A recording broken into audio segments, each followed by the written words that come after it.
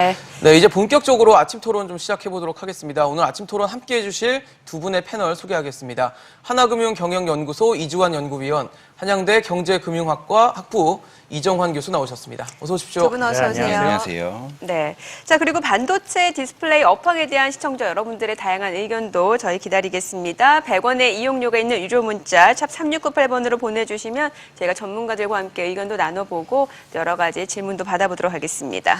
네, 먼저 이 두 분께 좀 여쭤보도록 하겠습니다. 삼성전자 실적 나왔으니까 간단한 코멘트를 좀 들어보겠는데요. 그러게요. 먼저 이주환 위원님부터 평가를 좀 해주시죠. 예, 분명 실적이 3분기랑 크게 달라지지는 않았던 것 같고요. 저희들이 전통적으로 보면은 스마트폰 같은 완제품은 4분기에도 좀 좋아질 수 있고, 그다음에 반도체나 디스플레이 같은 부품들은 3분기가 일상적으로 저희들이 피크를 찍는 분기거든요.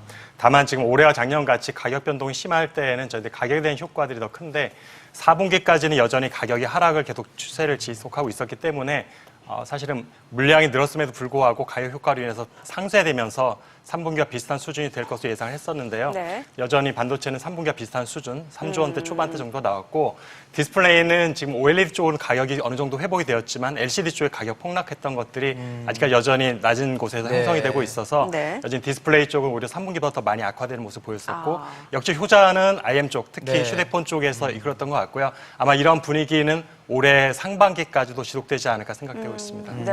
그렇다면 이정환 교수님 어떻게 보셨어요?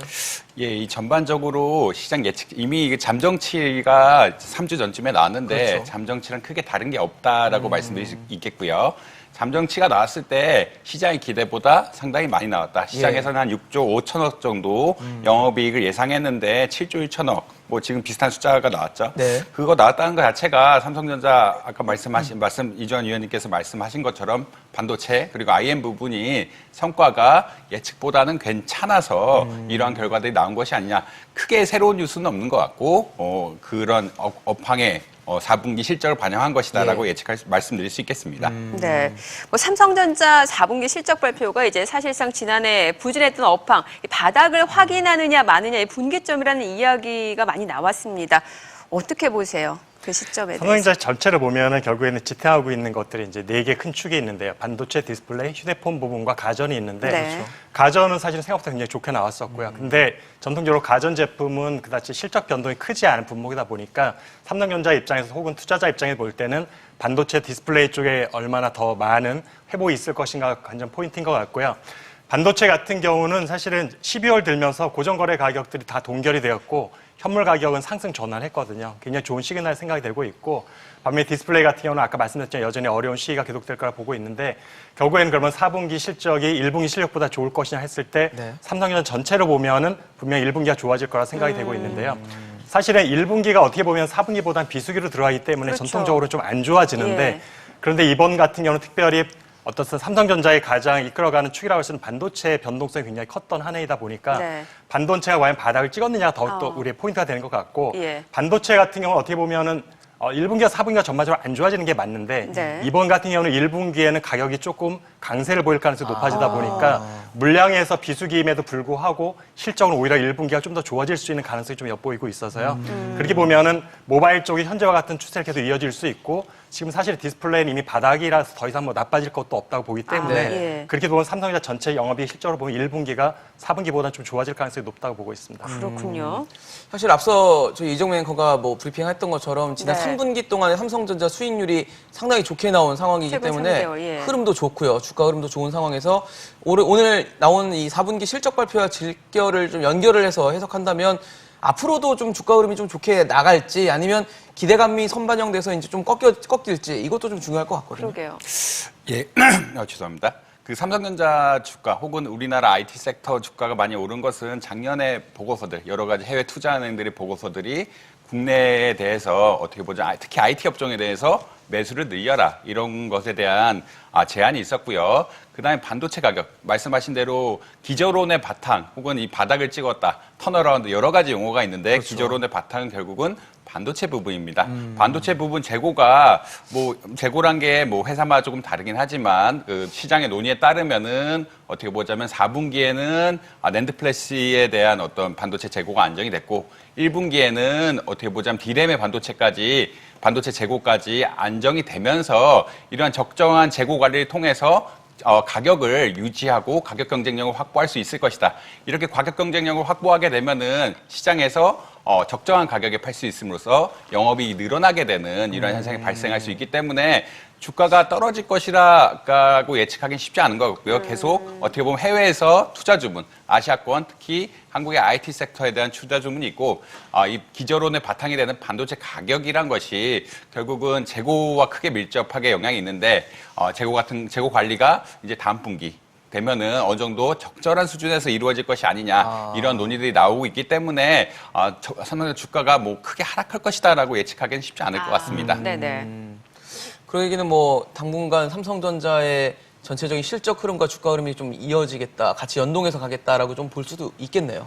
저는 사실은 기간에 따라서 3가지 정도로 분리해서 봐야 된다고 생각되고요. 기간. 뭐 3개월 정도의 초단기 투자자일 경우와 6개월에서 1년 정도의 중기 투자자, 3년, 5년의 장기 투자자에 따라서 좀 더 다른 견해를 또 다르게 싶은데 세워야겠죠. 사실은 중장기로 보면 5년, 10년에 끊어서 보면 삼성전자 같은 블루칩들은 실적과 주가가 연동되게 되어 있습니다. 그래서 어느 시점에 한참 지나서 보면은 실적만큼 올라가 있는데 사실은 6개월이나 1년 정도 끌어보면 어떻게 보면 실적하고 주가는 전혀 상관관계 없다고 보시는 게 맞습니다. 지금 우리가 보시다시피 삼성전자의 영업이익 실적 매출이 가장 좋았던 건 2018년이지만 주가 피크는 올해 초에 찍고 있잖아요. 사상 최고치 찍었죠. 작년에는 실적이 엄청 안 좋았지만 주가는 끊임없이 올랐거든요. 이렇게 보면은 어떤 중기로 보면은 반도체뿐만 아니라 IT 기업들의 실적과 주가는 전혀 연관성이 없다고 보시는 게 맞을 거고요. 다른 요인들에 의해서 변동이 더 큰 것 같고 그렇게 보면은 지금 실적이 최고를 찍었을 때 오르지 못했던 주가가 지금 올랐다면 제가 볼 때는 중장기로 볼 때는 현재는 오히려 팔아야 될 시점이 아닌가라는 생각이 들고 있고 물량들이 나올 단지 좀 더 짧게 보면은 현재로서는 가속이 붙어있는 상태이기 때문에 조금 더 오를 수 있다고 생각이 됩니다.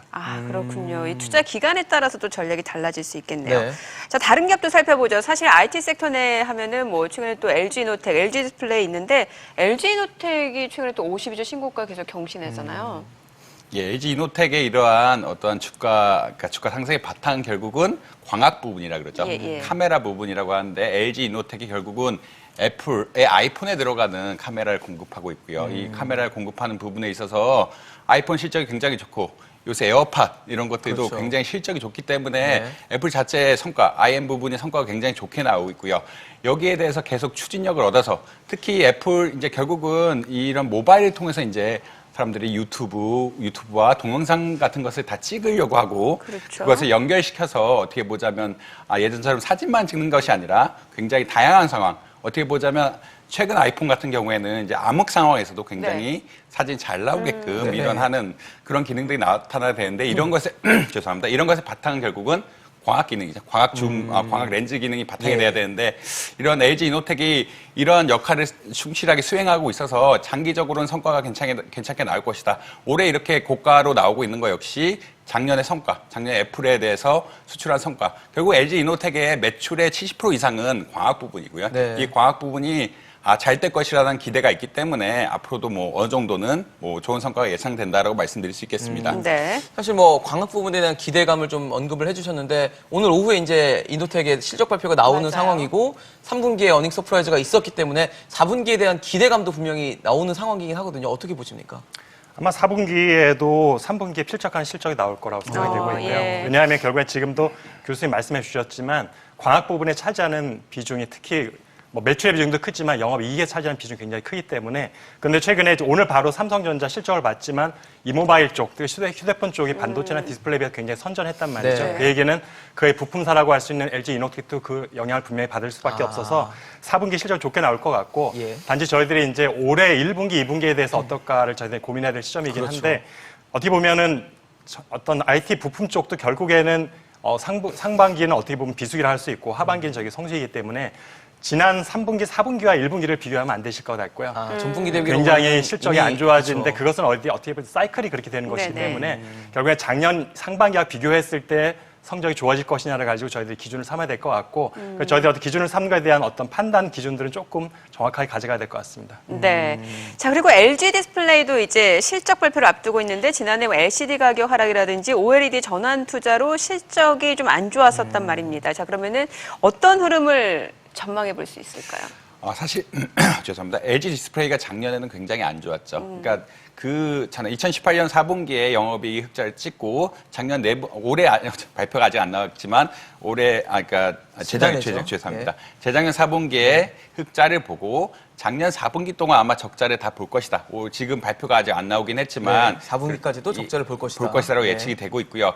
이것의 근간은 LCD 가격이 경쟁력을 잃었다. 왜냐하면 중국 기업들이 적극적으로 이렇게 LCD 패널 판매에 참가하고 있고 그들에 의해서 가격이 굉장히 낮아진 상황이기 때문에 삼성이나 LG가 가격 경쟁력을 낮췄다.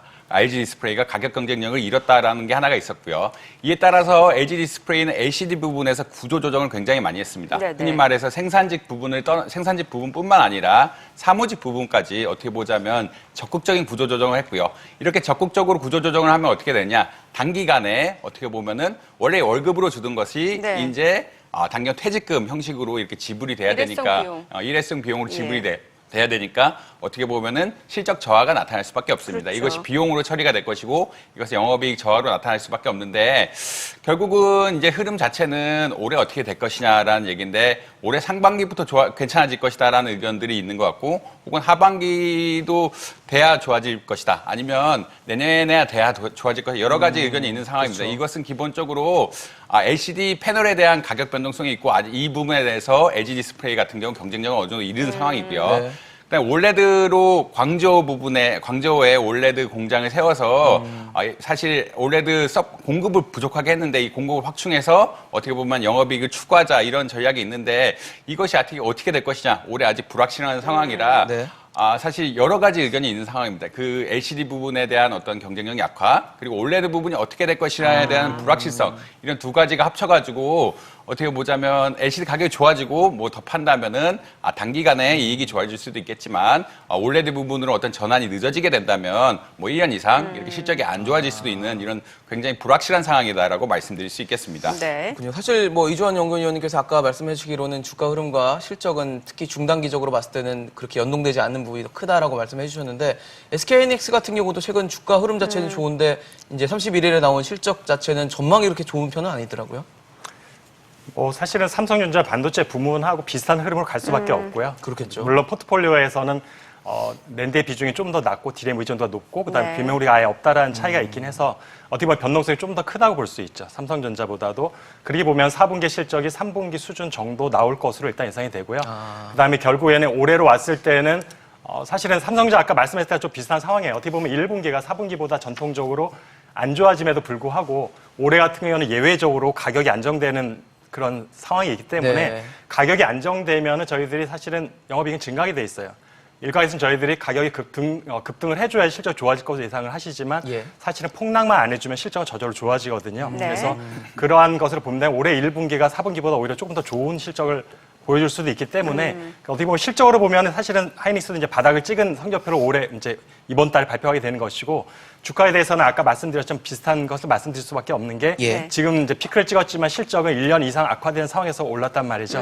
그렇게 될 때 이제 본격적으로 주가가 올라가면 이미 상당 부분은 선반영되지 않았나라는 것이 저의 개인적인 의견입니다. 알겠습니다. 자, 저희가 오늘 IT 섹터 대형주에 대해서 의견을 좀 나눠보고 있는데 특히나 최근에 삼성전자, SK하이닉스 반도체 대장주입니다. 올해 뭐 사상 최고치를 한번 기록을 했었고 네. 이 반도체 업황에 대해서는 여러 가지 얘기들이 많이 나오는 게 이제 뭐 턴 어라운드 기대된다 이런 얘기도 있습니다만 조금 더 기다려야 된다 이런 의견도 있어요. 자, 그렇다라면은 올 한 해 과연 반도체주 삼성전자, SK하이닉스가 계속해서 대장주, 주도주 자리를 놓치지 않고 이어갈 수 있을지 여기에 대한 의견을 좀 말씀해 주시죠. 예, 기본적으로 반도체 가격에 대해서 영향을 미치는 것들은 예. 반도체 가격이죠. 죄송합니다. 반도체 삼성전자 이익, SK하이닉스 영업이익에 영향을 미치는 것은 반도체 가격, 재고, 그다음에 설비 투자 예. 뭐 이렇게 세 가지 요소를 보는데 영업이익 자체가 나빠질 것이다라고 생각하는 부분은 조금 별로 없다고 말씀드릴 수 있겠습니다. 반도체 가격 자체가 저점을 찍고 작년 9월, 10월에 지난해 굉장히 저점을 찍고 그 이후에 어떻게 보면은 상승하거나 안정되는 이런 기조를 보이기 있기 때문에 네. 반도체 가격 자체가 뭐 급락하는 경우는 없을 것 같고요. 그다음에 재고 부분에 있어서도 아까 말씀드렸지만 재고 관리가 어느 정도 되는 상황. 네. 그러니까 지난해 4분기부터 올해 1분기까지는 재고 관리가 정상화되는 상황이다. 이제 설비 투자를 언제 늘릴 것이냐 이런 문제가 있을 텐데 설비 투자를 늘릴 때는 진짜 반도체 업계가 호황이 됐을 때 호황이 기대되면은 이제 기업에서 설비 투자를 늘리고 최신 기술에 대한 더 투자를 늘리게 되는데 아직까지 설비 투자를 급격하게 늘린다는 이야기는 있지만 아직까지 실현화된 건 없고요. 네네. 이런 상황에 바탕을 해서 봐야 되겠다. 그다음에 반도체 지수, 필라델피아 네네. 반도체 지수 같은 것이 많이 영향을 줄 수가 있는데 그런 것이 1년 동안 많이 올랐지만 이번 달은 또 그렇게 좋지는 않은 상황이니까 한번 여러 가지 참고해서 확인하시면 아마 될 것 같습니다. 네. 위원님도 마지막으로 조언해 주시면 좋을 것 같습니다. 예, 사실은 반도체 삼성 하이닉스의 실적만 놓고 보면 제가 보면 뭐 수치로 말하기가 좀 어렵지만 영업이익만 기준으로 하면 올해 연간을 보면 작년보다 50%에 100% 중간에 어디쯤에 성장세에 있을 거라 예상이 되고 있고요. 주가는 좀 다른 흐름이라는 걸 말씀드리겠고 네. 예. 단지 제가 이제 먼저 마지막 짚어드리고 싶은 것들은 지금 지난 12월에 한국 반도체 제조업의 생산 능력 캐파가 엄청나게 증가를 했습니다. 네네. 그 얘기는 2018년도 섭입시작했던 이제 비로소 본격적으로 풀가동하기 시작했다는 예. 얘기고요. 그래서 한번 보면 지금도 어떻게 보면 저희들 사실 공급 우위에 살짝 있어요. 그래서 네. 공급 과잉 상태이기 때문에 언제든지 가격 약세로 전환될 수 있는데 갑자기 최근에 지금 캐파가 확장됐단 말이죠. 네. 그다음에 꾸준히 앞으로도 그 증가세 아웃풋들이 나오기 시작할 텐데 이런 것들은 언제든지 다시 공급 과잉이 심화될 수 있는 우려 포인트가 그러네요. 있다라는 것. 그다음에 재고 말씀하셨지만 재고가 9월까지 좀 낮아지다가 최근에 다시 높아지기 시작했다는 것도 우리들이 좀 짚고 넘어가야 될 것 같습니다. 수요가 좀 증가되지 않으면 힘들 수 수요는 있는. 증가를 할 텐데 사실은 공급 쪽 사이드가 너무 그동안 쌓아놨던 캐퍼 증설이 네, 너무 많았던 것 많았어요. 같습니다. 알겠습니다. 알겠습니다. 오늘 아침 토론 삼성전자 실적에서 시작해서 IT 섹터의 대형주까지 함께 짚어봤습니다. 이정환 교수,